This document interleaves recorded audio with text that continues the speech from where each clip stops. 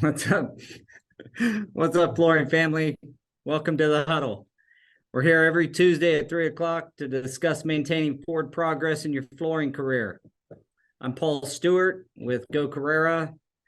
With me, as always, is Daniel and Jose Gonzalez of Preferred Flooring from Grand Rapids, Michigan. Fellas, we're trying to catch up beforehand here, but how's things going? Better this week for me, man. I was down and Yeah. out last week. Yeah, there was a bit of, I think, a Man few of us flu. down. I was down, you were down. I had the man flu. Yeah, For being scientific, I had the man flu. the man, the man flu. Cool. Well, this week's a little bit off the beaten path of flooring installation and tools and everything else we talk about a lot. We are going to be talking about mindset, and I think, kind of diving into the mindset that you need to take the next level, in almost no matter what level you're at now, but taking it to the next level. You know, I've had the real pleasure and I'd say blessing of working with some of the, at least one of these guys. His name's Ed Milet, is one of the top mindset coaches on the planet, really. Certainly in the United States, he was uh, one of Tony Robbins' Losing you a little bit. early pro. But at the same time,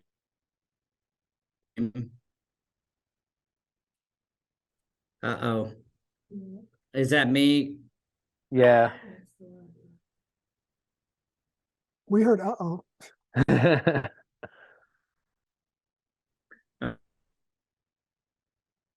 Okay. Okay, let me try something here. Is that our end, Daniel? No, it's your Wi-Fi, Paul. Yes. I'm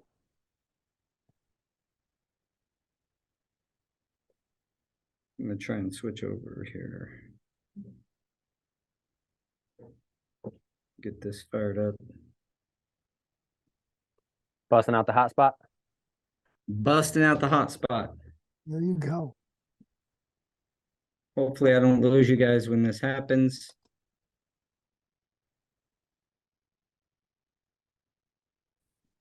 You know how to get back on. Yeah. If you don't, Ashley does. She's pretty smart. How's that? Is that better? Yep. Okay. Probably looked like a robot for a second there. Sounded like a robot. So I don't know where I started really So breaking that, up. The coach. yeah, just start with one of the when you were talking about the mindset coach. Yeah. Okay, yeah. So I've had the real pleasure of learning from one of the best in the nation, probably the world, on mindset training. And once you go down the path of working on your mindset, it never stops, guys. And it's one of those things that I think is a real separator between high performers and people who kind of get stuck. And it's a good way to get unstuck. And his name's Ed Milet. He was one of Tony Robbins' proteges long time ago. He's built, I don't know how many fantastic companies, but he's owned companies in the hundreds and hundreds and hundreds of millions of dollars. Well, he just bought an island that has a 6,000-foot cottage on it, so that tells you anything. He flies in a Falcon 900 or some crap private jet, so he's he's been ultra successful, but he's one of the most down to earth and very personable people you'll ever meet. I don't say that to brag on Ed. What I'm saying is he did come from nothing, and like Tony, he talks about the 6 real human needs, and one of them being significance. You know, others are like variety and security and those types of basic human needs. He's high on the significance chart, meaning when he achieves things, that's what really feeds his soul. But what he's taught me over the past probably 3 to 4 years is no matter what level you're at, you can take these steps to take yourself to the next level. And those steps start with your mind. It's really fascinating if you think about the brain. Everything you see, everything you've touched or you use on a daily basis started as somebody's thought. Mm-hmm. You know, it was a thought in somebody's mind that collaborated with some other people's thoughts, and then some engineering thoughts, and then before you know it, you have a product that you love, like an iPhone or something. So a lot of people, when they get stuck, and when I get stuck, and it happens when you hit these ceilings, and Ed teaches this theory that we all have an internal thermometer, kind of like on the wall in your house. And if you're at, if you're set at a 70, it's real hard without changing your mindset to perform better than that. And sure enough, you'll have this great success on something, and then you'll feel yourself just crash right back down. I know that I've witnessed that in my career and in my personal life, and athletically as well. When I was competing in different races, OCRs and such, you can catch yourself doing really well at something, and you get this real success it feels, but then you almost self-sabotage, and it's because you haven't changed your mindset to most of the time believe you're worthy of that. So when we're installers, and a lot of companies that are around right now are installers like you guys or like myself that went on to start building a company, and your belief system changes, right? You start to believe a little bit more as you go. As you achieve something, you start to believe.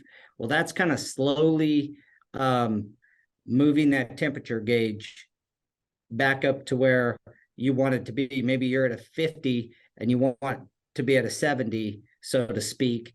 Believing that you can get there is the first battle.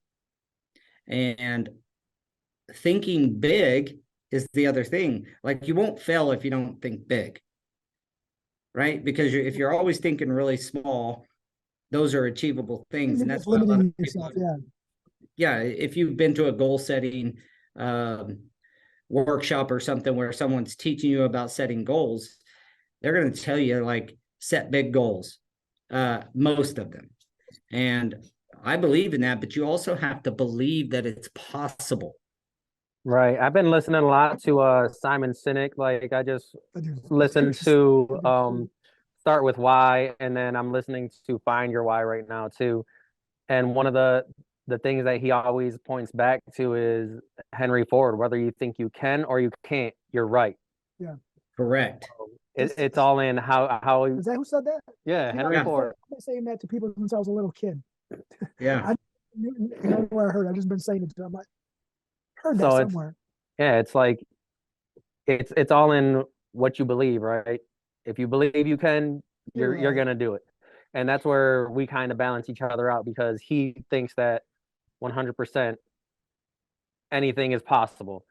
And then me, I'm more like, ooh, that's gonna... The eternal optimist. I just think it's all feasible, right? Because you surround yourself with, we've been fortunate to surround ourselves with great minds. And when you surround yourself by people who are full of positivity, it feeds to your positive nature too. And that's where most of that comes from. I've never had a coach like this gentleman that you're talking about. Maybe I should look into that because mindset is different and it has changed and it will change. Mindset today isn't going to be the same in 5 years. I guarantee that. But I think yeah, it's a discovery. I mean, they're going to discover new ways. The truth is, your mind doesn't change that.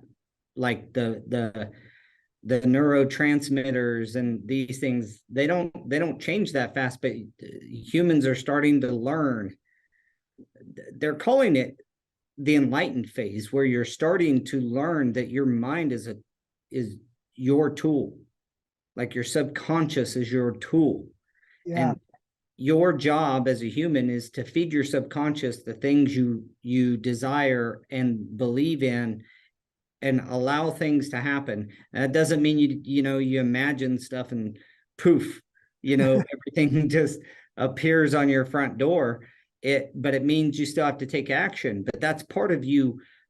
And this is the cool part. Your taking action is part of you solidifying your belief in something. Like if you really believe something, you're going to take action on it. Right. Yes. And if you don't, that's when we procrastinate. That's when we hold up. It's either fear or lack of belief. And so what you think about and how you go about your day, and like Simon Sinek, man, that dude is absolutely awesome too. Yes. Start with your why. I have not read that, Daniel, so I'd like to hear some of the insights you've garnered from that. But one of Ed's most, this comes from neuroscience. This isn't phony baloney stuff. Now, have you guys ever heard of The Secret, right? The book, The Secret. It's like talks about, it was one of the first books written on. It's funny. I think I have it. I might have downloaded it. But I think you talked about it one of the last previous episodes, right? Yeah, I think I've referenced it. It's a little bit floofy for me, but it was the first book, one of the first books that really was talking about affirmations and speaking things into existence and all this stuff. It puts it in a way where almost the action is secondary, not as necessary, which I don't agree with myself. I think action is how you solidify your belief in something. So if you can dream it, you can achieve it, right? You've probably heard that saying before. And so, but the only way you convince yourself sometimes that it can be done is just by taking action. I know that even in actually installing floors, I've gotten a set of blueprints before as an installer, and I'm like, how in the world? I don't know how to do this at all. I don't know. I love those prints. I love those kind of. How in the world am I going to make this happen? Well, you just take one step and 1 foot in front of the other, and you start working it. And you start to figure some things out, and you start to figure out how to get it done. You make a few mistakes, course correct, So this is applicable stuff, but first you have to believe you can actually do it. So getting those drawings, like you said, you love them, Jose. I love it. I love the thought process and the internal brainstorming that is involved in that. When someone says it can't be done, or you feel like, or it's like, as you looking at, you're right, like that's impossible. Just the thought process going through that. I don't know why I love that part. I just love that part. But when you look at it and you're like, yeah, I can figure that out. Like in the back of your mind, you're like, I can figure that out. I'm always like that, no matter what. Yeah. Well, that's the belief. Yeah.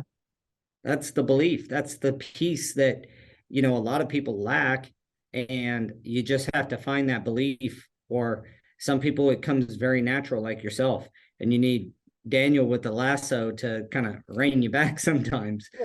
Like, I the know you person, think you can do it, big brother, but just think about it for a second, well, the thing is like, yes, it can be done, right? But like the perspective that he brings to it is like, I'm sure it can be done, but at what cost can it be done? Right. What's it going to do? What domino is it going to tip over for that to be the end goal? That's where he comes into play. Well, sometimes it's a matter of, yeah, we can do it, but this tool costs this much, and are we 100% going to need it? Is this going to justify Yeah, this purchase? Yeah, is you the know, juice worth the squeeze? my mother told me a long time ago when I was a little kid, when I used to fix everything, if I can take it apart, I should be able to put it back together, right? So just that little thing that she told me when I was a little kid makes me mentally dissect everything before I even touch it. And that's where the confidence comes that I can figure it out. Like if Well, it's your on mom was the paper. first one that instilled belief in you. Well, yeah, but I also ended up with a lot of extra screws and parts, and the things never really worked again. But Well, I don't work on my own vehicles. Yes, me either. Well, so one of the core principles that Ed teaches is called the RAS, or the reticular activating system.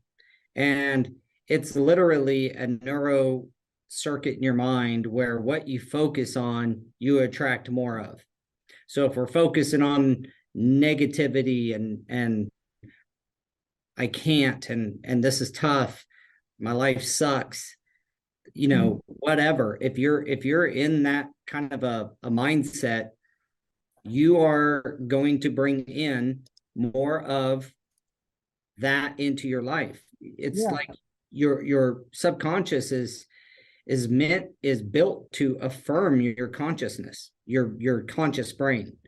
So it's like, oh, you can't do it, let me affirm that, let me make sure that you don't go jumping off a bridge because you're wrong, like it wants to keep you stable. And so whatever you're thinking of most, whatever you're focused on, where your mind goes is where your subconscious mind goes. And if you're thinking of the positive things and you're thinking of the success of your company and the success of your projects, and this is tough, like especially when things out of your control maybe at some point is causing that to not be true, like that you're in the shit, so to speak, but you got keeping a positive mindset. And I've seen this work on multiple projects, like just keep thinking about the positive side of things and things tend to work out. That doesn't mean you just sit back on your finger and lean back on your thumb, so to speak. You got to take action, but keeping a positive mindset about things and keeping at the front of your mind the things that you want to achieve, whether it's as an installer, as a company, as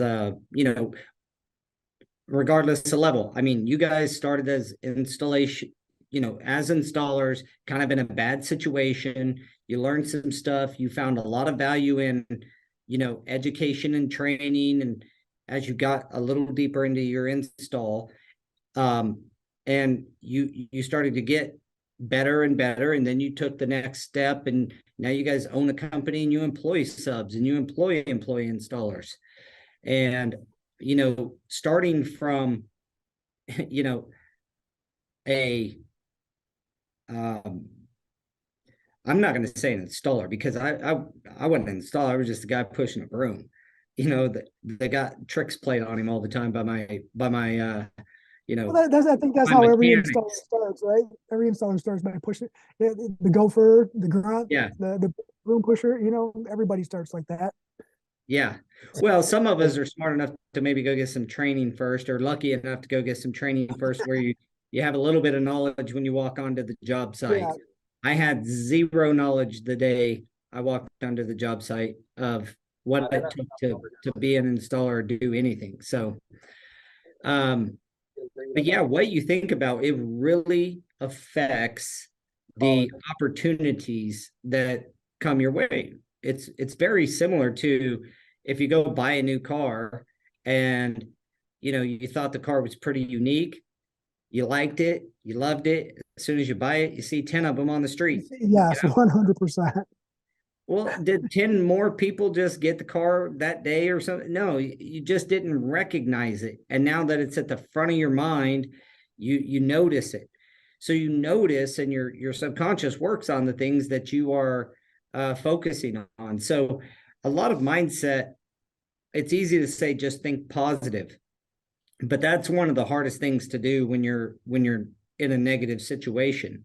So what's one of the good exercises for that though? And I think I'm asking on a personal level too. Like I take time to sit back and take a breather and what I call manifest, right? I try to take time and focus on my subconscious.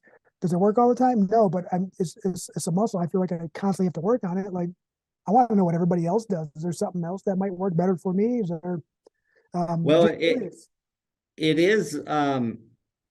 is focusing and taking a step back. If you're talking about being in a boiler kind of situation, I'll tell you a story. Breathing, Ed calls it breathing from your heart. It's kind of like just breathing from your chest, but imagining from literally from your heart. It's kind of the way that you feel when you hug somebody you really deeply love,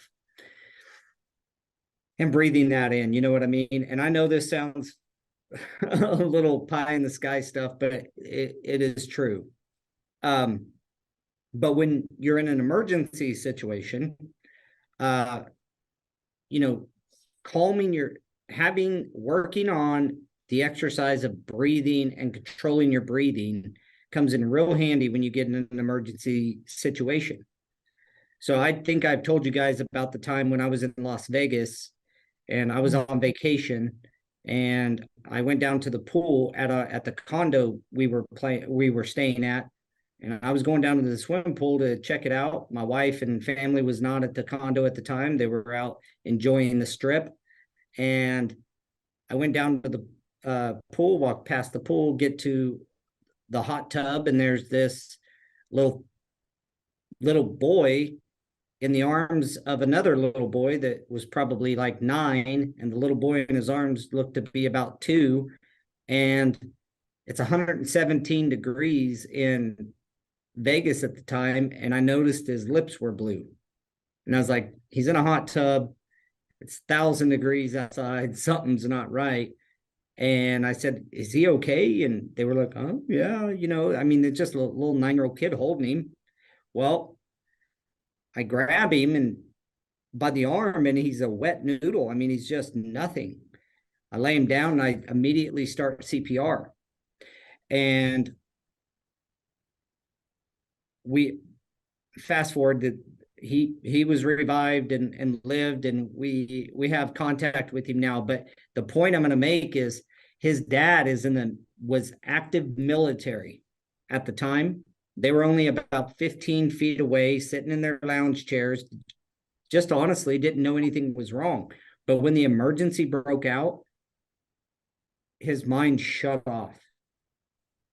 And he was bawling, and his wife was bawling, obviously, and a very intense situation. But it shows you, like, and nobody around me, there was probably 80 people there kind of gathering around. No doctor came and took over. No nurse came and took over. There was nobody there. It was just, and had he had to deal with that situation under the mindset he was in at that moment, it would have been dire. It would have been a completely different outcome, right? You're right, because you put that, when you say it like that, you're right. The perspective, the being able to, like you said, breathe through your heart, right? Take that breath and actually process what's going on. And instead of thinking about, oh, this is the worst outcome ever, this is not going to turn out, try something, do something, take action. You have to take action, right? Calm yourself and take action. And this isn't anything. This is a really kind of an emotional situation, obviously, with this little boy, but it's a big situation but this works in small situations as well. The point is it's not like we just stood around him praying, hoping he's going to come to life all of a sudden. Right. Right. You had to get and take action. And not one time did I think he was going to die. Not one moment in that time did I feel like he was going to die. Is that positive It was mindset? belief. Yes. I just believed. Call it what you will, but he's alive today. And so, applying this to business, I didn't want to bring down the mood, but I just wanted to bring up, like, there's going to be these boilerplate moments where you're frantic. And sometimes it's in business. I don't know if you guys have been there before, but I've been there, where it's like the stress of the financial situation of a certain deal, like took over. And we're a small business, man. Nothing is for sure, right? We're just a small business. There's yeah, nothing that is certain, right? But I can certainly count on Daniel. He can certainly count on me. We all have our limits, but it's a small business. Like you get those boiler room scenarios a lot more than you'd like to admit. But is it really us internalizing and then saying, oh no, or is it really the situation is bad? Most of the time it's us reacting and then being reactive, but then the mindset does have to change in order to push through. Sometimes you got to walk away from each other and come back and finish the conversation. Yep. Yeah, those are all like real day-to-day stuff. Even, if you can keep that belief in yourself that you're going to do it. That's how you guys have done what you've done. You believed in yourselves. And if there's a message to the installation community of any installer out there that's wanting to start their own deal, maybe start a full service shop, you first really have to believe that it's possible, that you can actually do it. The how will come. Heck, you can jump on this podcast, go back and what episode are we on? 40 something. 40. We should be celebrating today. Number 40.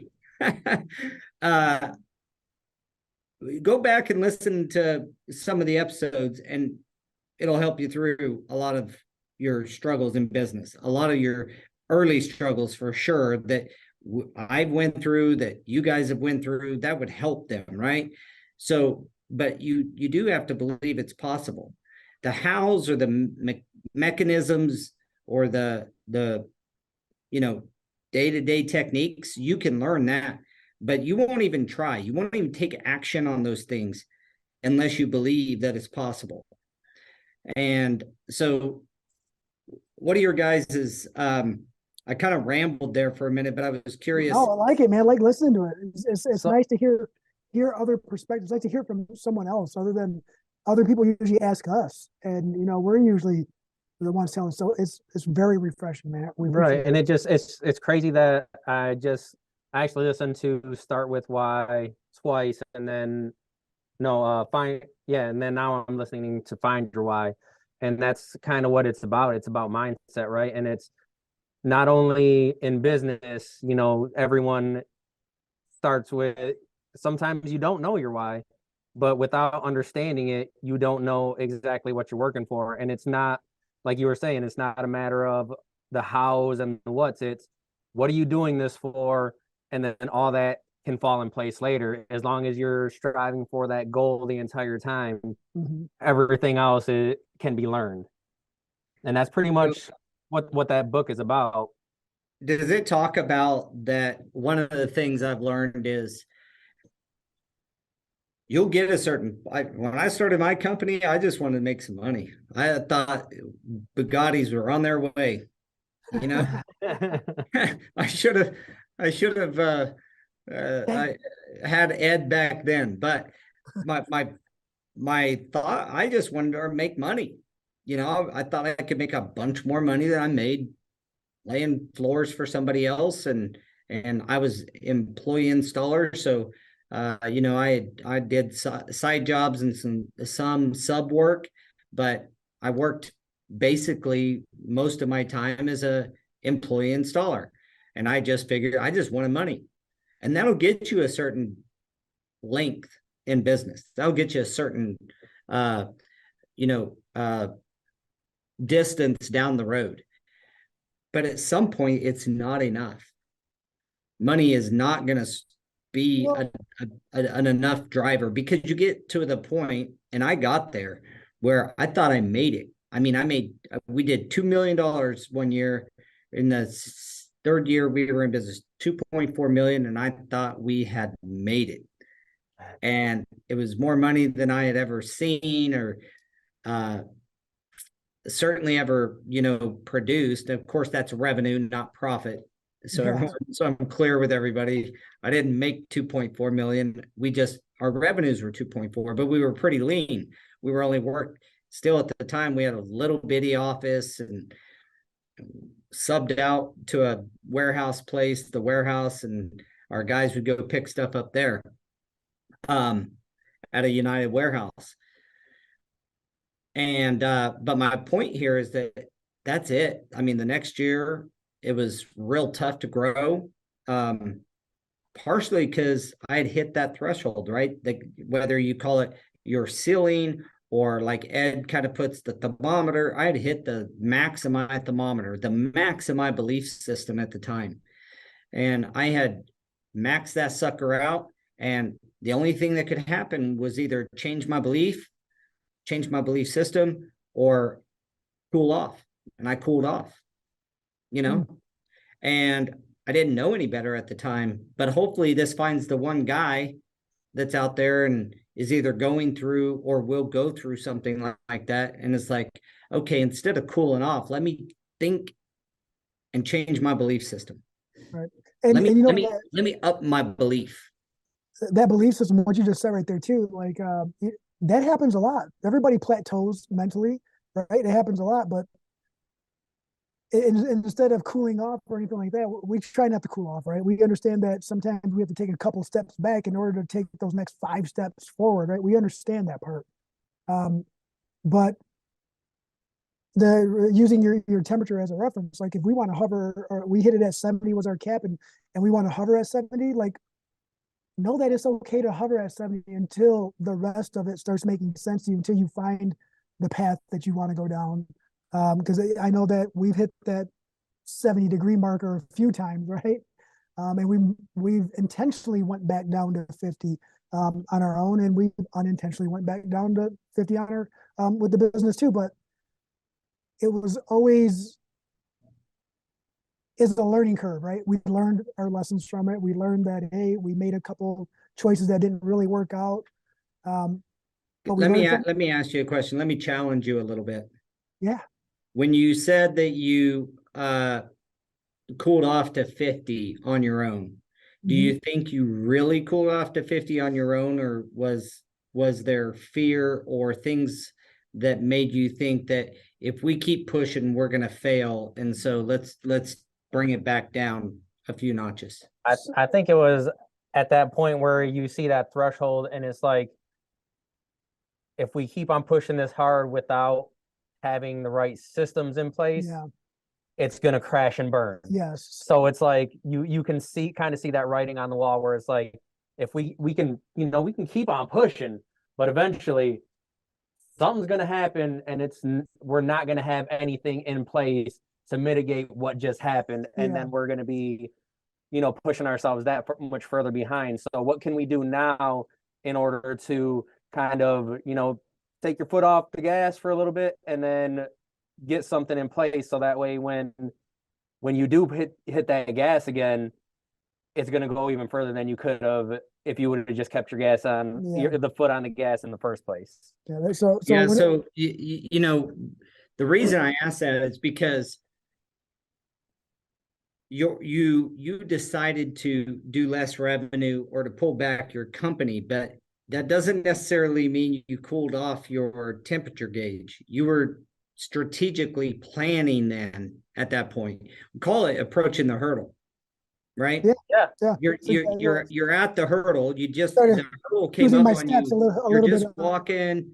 All of a sudden, the hurdle's right here, and you're like, "Shit! I've got to take at least a couple steps back to get a running start to clear this sucker." So you just approach the hurdle and you're like, okay, strategically, the best thing to do is take a couple steps back, but I believe I can clear the hurdle. Yeah, I guess you're right. I just got to take a couple steps back, get a little bit of running start, get 2 or 3 steps behind me, and then I can clear that sucker. Yeah, we never really changed the goal, but you're right. That's a way better way to put it. We never changed the goal and the next milestone we were trying to achieve. We just knew that at that moment, with the cards that we had, that wasn't going to work to achieve that. So they had to go back and regroup. So I think like a while ago, you were talking about, when you first started, money, money, money. How can I make money, money, money? And then there comes a point in what you're doing that you realize it's like sometimes you have to realize that money is just a byproduct of your main goal. Yeah. Yeah, so, providing value. Well, and that's where you finding your why is that's the piece that can elevate you to the next step. And belief, that's what brings the belief. A strong why, like whatever that is for each individual person, that's stronger than money. Money is the byproduct of providing value to the marketplace. That's it. That's the bottom line, right? That's how someone shows you appreciation for bringing something of value to them. Outside of that, if money didn't work that way, it'd be pretty worthless, right? So the value that you provide to the marketplace is why you get money, but your why is how you break through the ceilings or move your temperature gauge up. That's where you get your belief. That's where you get the gumption to believe that you can do something like build the best flooring company in Michigan, but then wait a second, maybe I'll build the best flooring company in the entire Midwest, or the most innovative flooring company, or I'm going to change the installation, industry. Or a lot of the things that you guys have started to tackle has come from a bigger why than, and money is just on the side. That it comes from providing value. And a lot of times you got to deposit in that penny bank longer than you'd like before that value turns into money. But, Go Carerra for me has certainly been a pure labor of love. And all the time. What's that? Yeah, we advocate for you all the time, man. Just so you know, like, I just wish people would understand, like, it's so hard for the installers not to understand. I'm like, when we're explaining to them, we're not trying to sell them something, we're trying to help them. And it's because of the why, right? Like you said, I needed money. That's why I started working. Once I started working, it wasn't no longer about the money, as I was making friends. That's why I was working. And then it was like, oh, now I can buy things for myself. Now I can do more things. And everybody's why, my why changed again when, like, it evolved. When my son was born, my why changed. There's one of our biggest whys for most people, most men. The big why is family. Trying to provide something, a better experience for your children than what you may have gotten. That's a huge why. And then sometimes maybe you grew up great. You want to emulate and at least meet the experience you had, but you want to maybe spend more time than, it's really rare to have, I know my kids, like I gave them a way better life, like multitudes better than I was given, but I was somewhat absent, there was a cost to pay. There was a price to pay for that. And you know what I'm saying? So I'm sure they, my daughter in particular, she's the only one with kids right now, thank goodness. But, really values the time with her children, and that's a big piece, probably trying to, a part of that is like, you can't buy that back. she realizes something that I was going for a different why at the time. It's the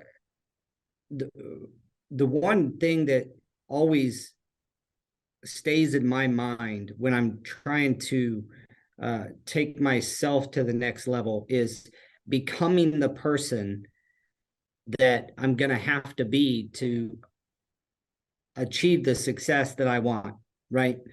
Like become the person first, and then so that you're ready for that success. And that helps a lot too. And there's a lot of different concepts that we've talked about here, whether it's keeping the positive mindset, realizing that your reticular activating system actually brings more to you of what you think about the most, or finding your why and realizing that money is just a byproduct of the value you provide, or in this instance is becoming the man that I have to become to get the success that I want to get. Like you don't just have that next level success in the old you. The old you is not prepared. That's why lottery winners, like 90% of them, go broke. Yeah. No matter how much money they win, fellas. Hey, I'm not gonna lie. Like they go broke. I would probably go broke if I won the lottery too. You know, you don't believe you deserve it. You guys will probably never see me again. I highly doubt that. You wouldn't come down to Wichita and see us? Yeah, he probably Jump on your private jet and come down and say hi? Via Zoom. Via Zoom from the Bahamas. From my mansion somewhere. I would not move to the Bahamas. Yeah. I forgot about your experience. But Noted.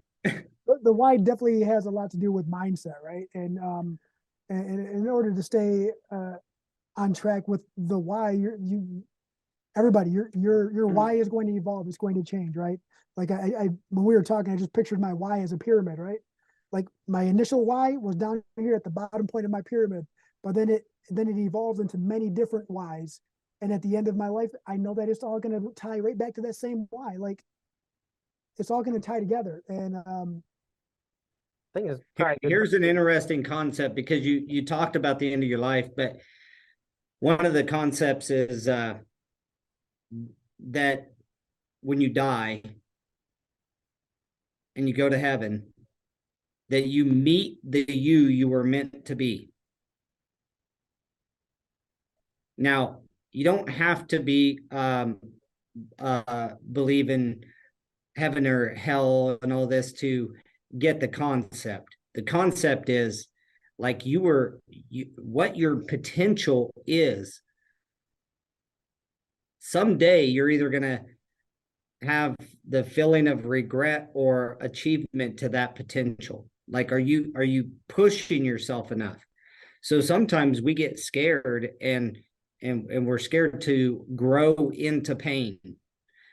You know, if we know that next level is going to be very painful, then we're scared to grow into pain. In fact, some experts will say that you will self-sabotage to not grow into pain.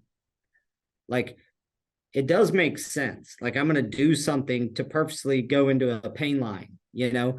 But a lot of times it's your why that'll get you plow through that pain line, and then your ability to execute. And I won't get off the fact that we have to act and execute. You know, you have to do things with that belief, with that mindset that you can achieve it. The very first, you know, whether you believe you can or you believe you can't, you're right. Remember that. That's one of the best sayings ever in that many words, you know? You gotta say it with emotion too. You believe you can do it, you're right. But if you believe that you can't, you're also right. Yes. Like, I say that to my kids all the time. And I mean, they're kids. They're 10 and my girls are 6. And I know that in one ear and out the other, right? But no, it matters. One time it's going to stick. One time it's going to stick, and it's going to be. Well, as it's almost like a crop duster. As it's flying through, it's just leaving a little bit of stuff each time. I hope so.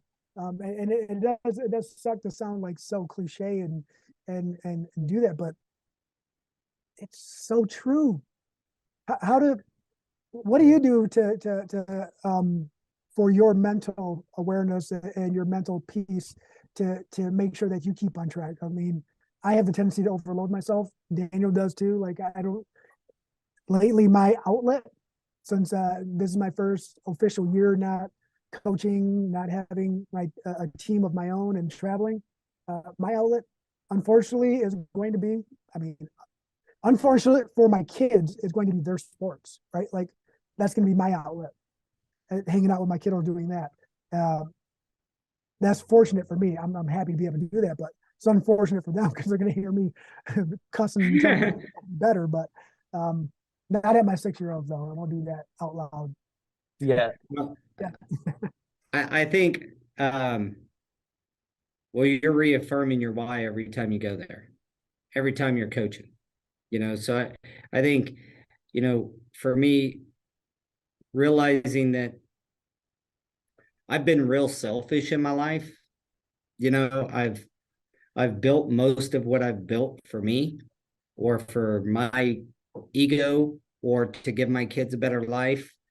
But, there's some good in there, but a lot of it was built on, my ego.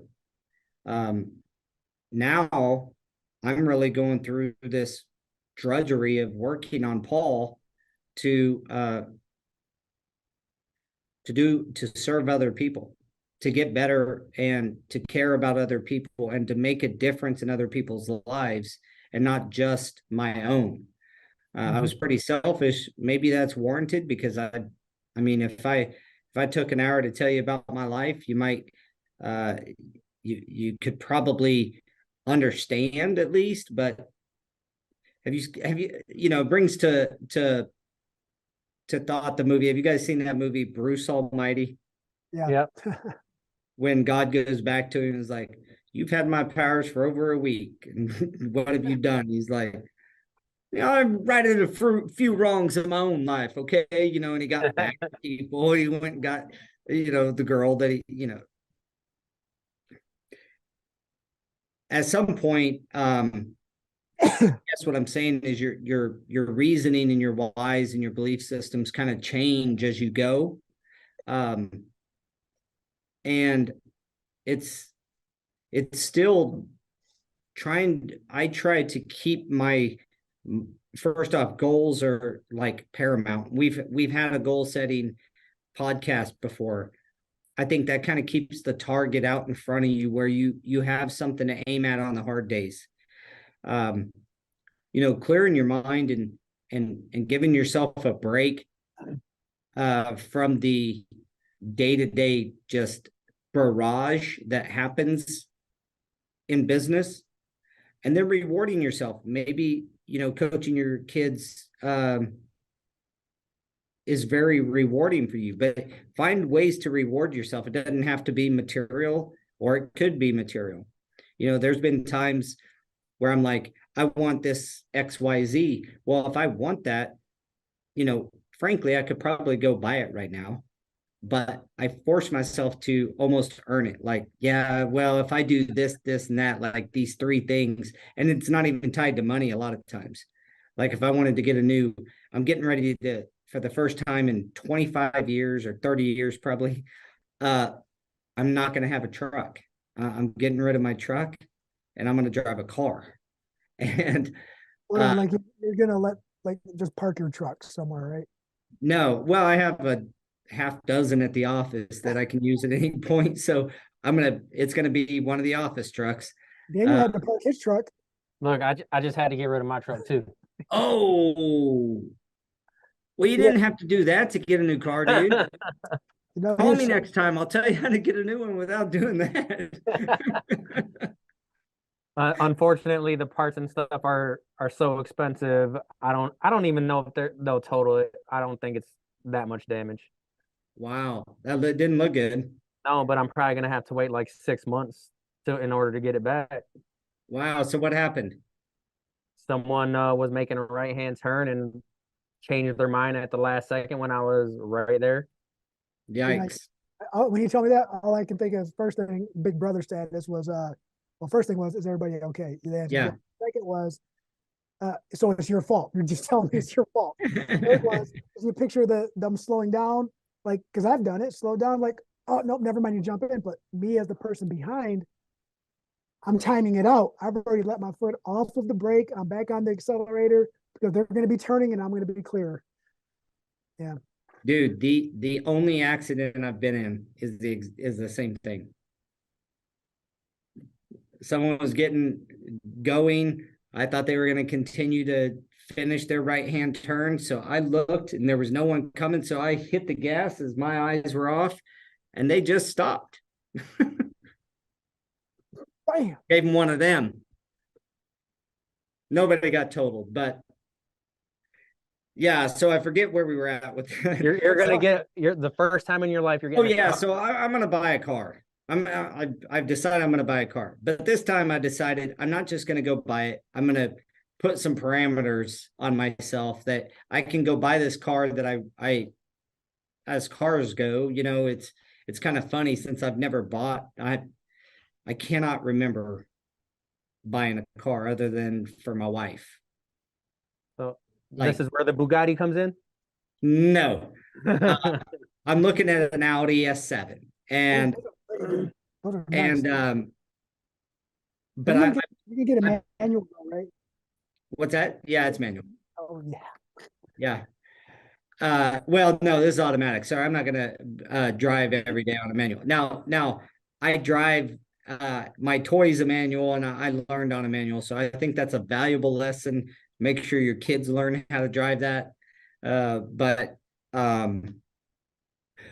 the point is I'm just using it as a reward system.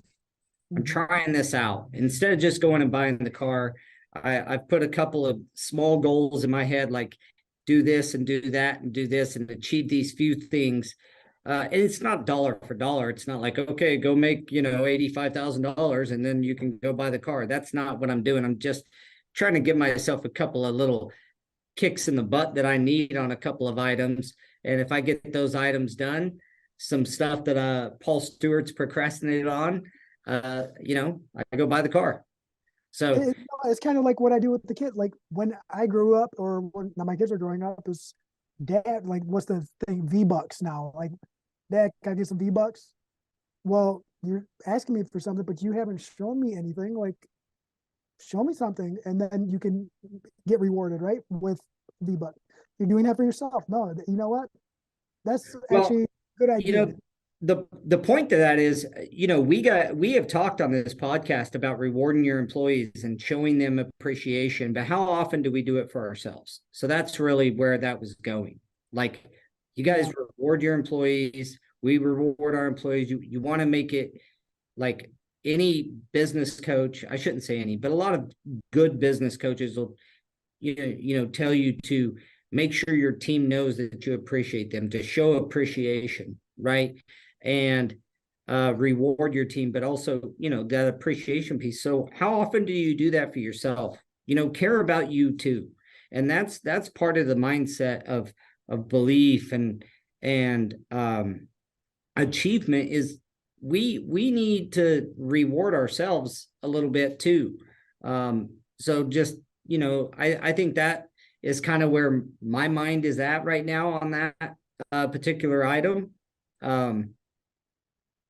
We'll see how it works out, and hopefully if I knock it out of the park, I'll get the car sooner than later. And then if I procrastinate any longer, then it might, be a few more months down the road. But yeah, so just to recap real quick, I cannot believe an hour has went by. Jeez. Yeah, really? Yeah, 54 minutes. Can you believe that? Wow. So we've talked about keeping a positive mindset, understanding that your reticular activating system does bring more into your life, more trying to affirm what your conscious mind's thinking. It's gonna bring more of that to reaffirm yourself. That's its job. And we talked about probably one of the biggest things is your why. And so I'm glad you brought that up, Daniel. What, we got another 5 minutes here to finish up. Sometimes we just close it out right here, but I'm curious, what is your favorite kind of insight from that book? Because I want to read it. It's just how Why is the why so important? So he talks a lot about like Apple and Steve Jobs, and if you have watched the Steve Jobs movie with Ashton Kutcher at all, it kind of what he wrote kind of you see play out in the movie and in Steve's life. It's he had an idea in his head that he wanted to get, this user interface that everyone can use. When you really think about it, when they brought the Apple, what was it, the Apple One Macintosh. This was before the Macintosh. They were like, his mindset was everyone needs one of these, and no one could see it because it wasn't a thing at the time. But his mind wasn't set like right now. His mind is, was already 20 years in the future, and it's essentially that. It's, what do you do? Why are you doing what you're doing? And in our case, we've always preached, the value that our installations bring to people, and never veering from that. It's what we're there to do every single day. And there's going to be people that don't share that mindset, and that's 100% fine, because he kind of got into Apple and Microsoft, where it was Apple was based on the quality of the experience, where Microsoft was as the software. They both had kind of the same goal, but that's why Steve Jobs wasn't like anyone can use this. He was, I'm going to perfect this, and it's going to be its own ecosystem, as opposed to Microsoft, where everyone can use it. And he even explained it himself, to where he said he was a fan of Apple for a long time, even though he never owned an Apple, just because what the company stood for. And it's for me, it's that's why our slogan is setting the standard one installation at a time. It's I'm not going there to essentially practice on your stuff. That's why we do practice here, because I'm trying to up that level in every single thing that I do. So if I'm, we had a meeting with Nora by Interface, last week, and he said it right. It's like, we're there to do the best job, because even if someone can't necessarily afford, that best job, or what some people would say, they can't afford gold. It's, if they can only afford bronze, that is their gold. So they deserve the same type of installation that you would if you were installing that gold product, even though it's not necessarily that gold product. Not everyone is on that same level, but it's that's their livelihood. It's their investment. That's their investment. That's what they could afford. That is. I got to give you props. That's a wonderful thought. It's a wonderful thought that just because they can afford what the market calls bronze, that is their gold. It is their. That's a wonderful thought, and one that every damn installer should keep on the top of their mind when you're out installing. Right. Whether you're installing a rag or a $80 a yard wool, that's someone's gold. That, kudos, guys. That's an awesome thought. And I think that's a big takeaway from there. It sucks that it came out like that. The gold, their bronze is their gold. But what it did is it opened up our values, and it actually made, we lost a relationship off of this conversation, because we walked away from the job. But it was I felt it was safer for me, safer for the crew, and it was our choice. But it also solidified what our values were, right? Right. That's what we're trying to do. And it made us like, the rep was asking us why we didn't do work for a certain company, and the best explanation that I can come up with is we don't share the same values. Yeah. And that's okay. They're going to do their thing. We're going to do ours, but I'm not going to sacrifice my values to make someone else happy, because that only deteriorates what we stand for.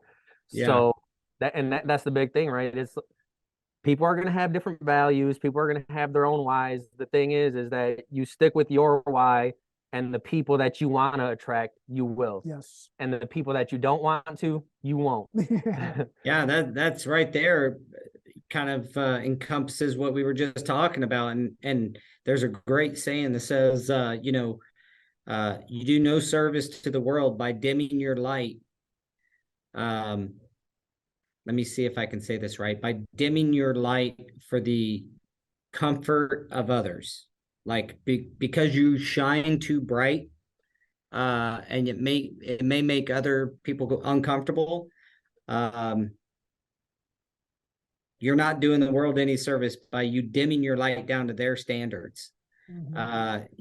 Keep your light bright, and you'll attract those people who have that. And I know we're running over a little, but another thought to me is that this also all equates to who you surround yourself with and who you hang out with. They say you're the sum of the 5 people you hang out with. Like that's who you are.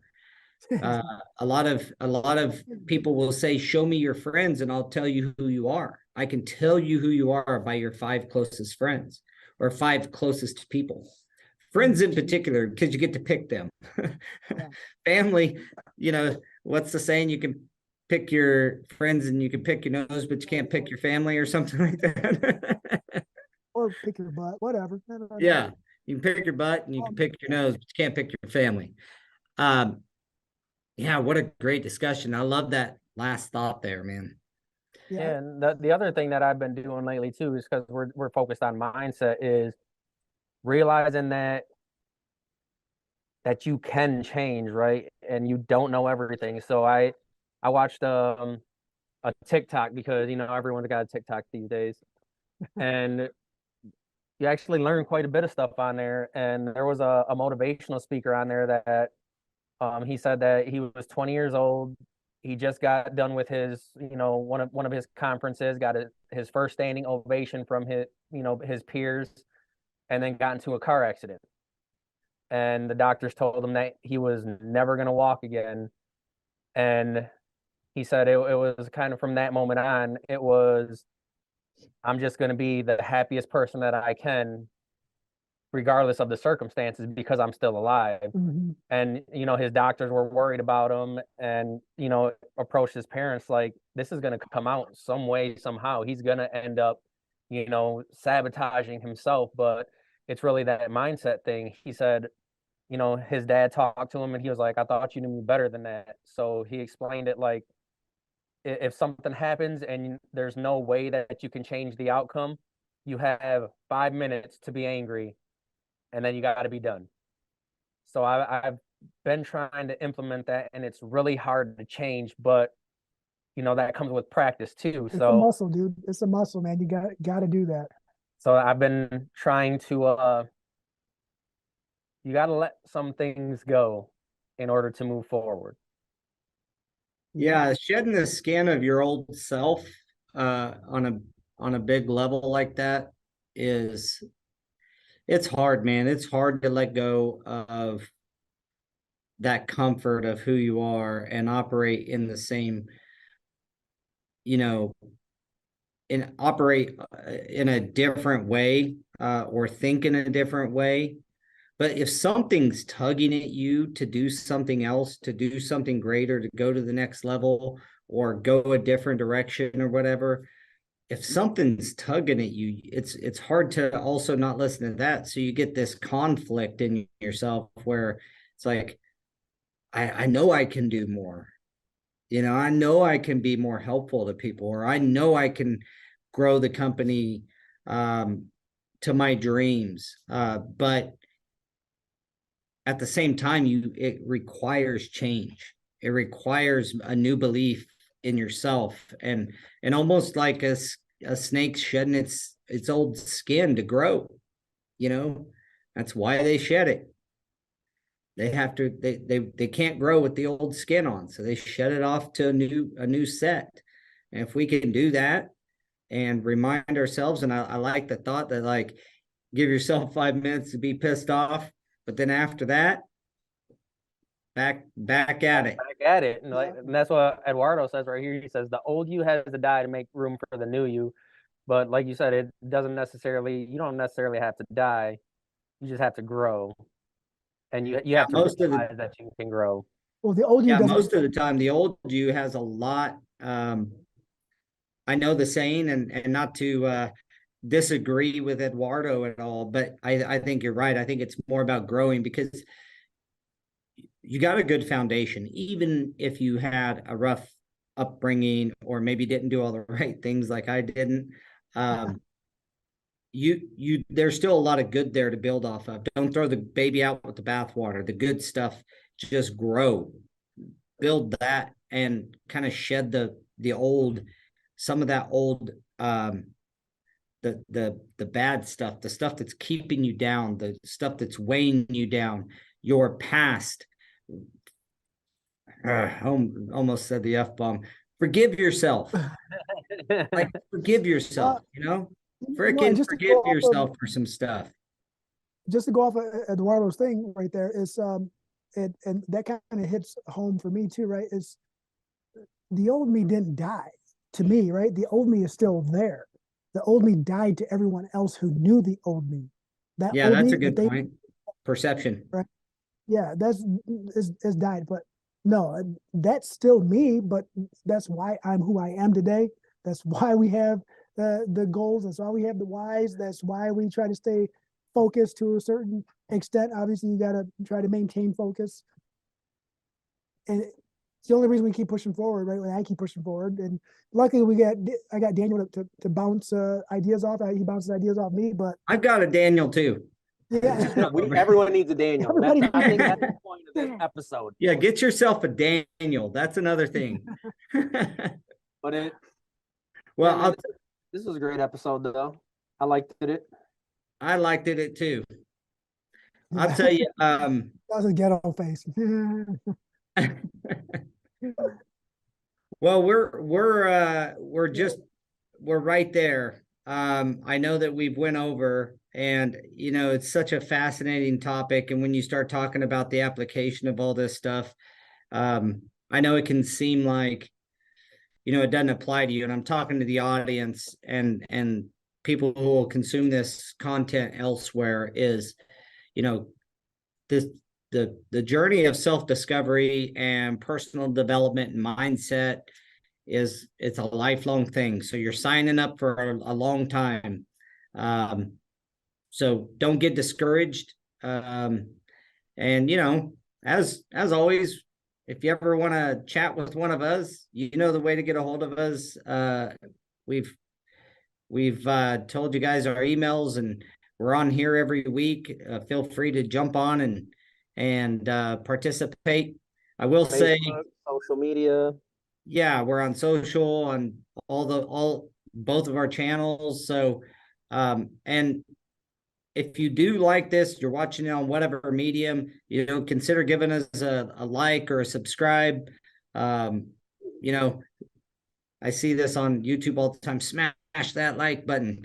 Well, or gently rub the like button. I don't care. I forgot about that. Give us some likes, give us some love. So, and then next week we got to start putting this out there. We're going to be giving this guy away. That's next week. I believe. All right. So. I think everybody. That's what said, right? Well, it is now. So Ashlyn just confirmed. Next week, Apple Watch. So if you're watching this on YouTube or something, you better tune in live next week. That could be yours. All right, guys, man, I enjoyed the, it's just a box. It'll hold a necklace. I enjoyed this immensely. I feel like I could keep going for another 30 minutes, but then people's going to see an hour and a half episode on YouTube and not even click on it. So right. We'll have to circle back and do some more of this. We're gonna have to have Ashlyn go through and just cut up the interesting parts and start posting them on Facebook Yeah, or TikToks.